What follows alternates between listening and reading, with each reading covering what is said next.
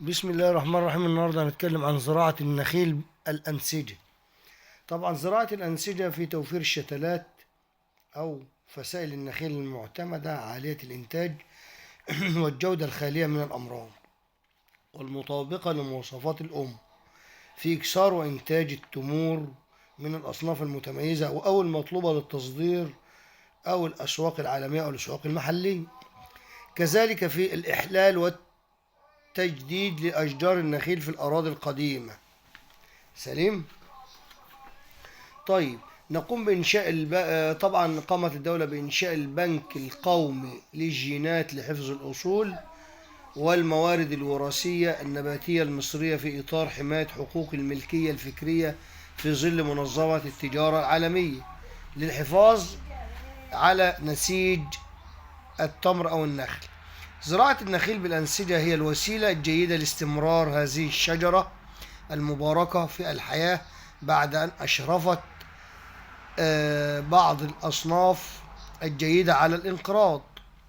طبعا مدى تطابق الفصيلة المنتجة من خلال زراعة الأنسجة للشجرة أو النخلة الأم من حيث المواصفات والإنتاجية ومدى جدوى الاستثمار في مجال زراعة النخيل.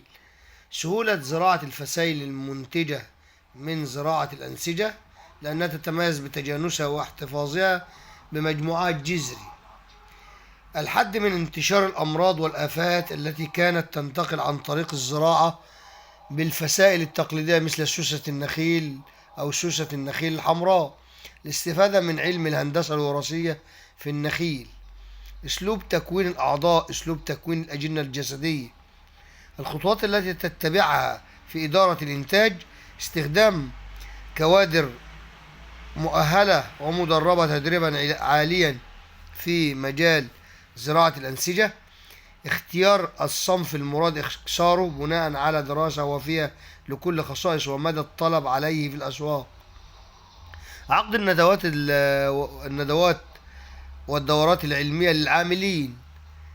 اتخاذ كافة الاحتياطات لتفادي التشوهات الوراثية. الحرص على عدم إطالة عمر المزارع النسيجية داخل المختبرات والمعمل على تجديدها باستمرار. التأكيد من مطابقة الأصناف المنتجة لمواصفات الأم من خلال عمل اختبارات البصمة الوراثية أو الهندسة الوراثية. تمتاز الفسائل المنتجة بأنها نشيطة النمو، مضمونة النتائج، تكلفة زراعية منخفضة، خالية من الأمراض والأوبئة، سهلة الزراعة، متناسبة النمو.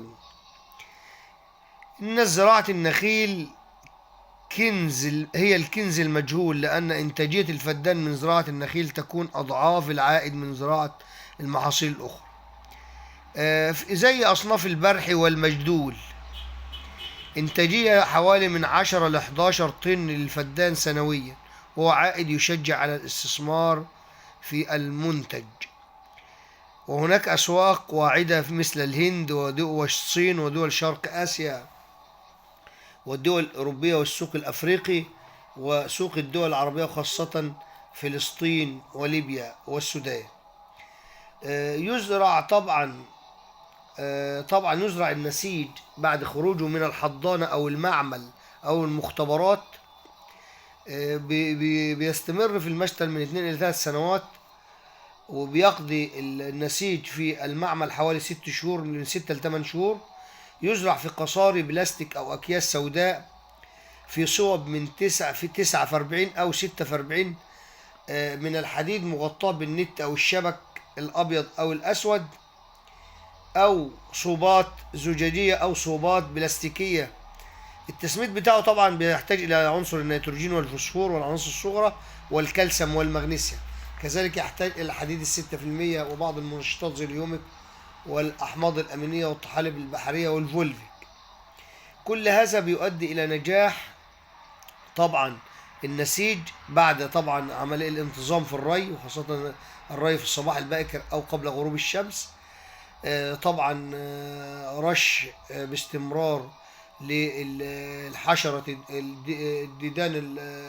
الديدان أو سوسة النخيل، أو رش البياض أو الفطريات، وحقن أعفان الجذور زي طبعا كبريتات النحاس أو هيدروكسيد النحاس أو برمنجانات البوتاسيوم أو جلبينات النحاس. وطبعا الاهتمام بالتسميد المتكامل لنجاح عملية الأنسجة. والسلام عليكم ورحمة الله.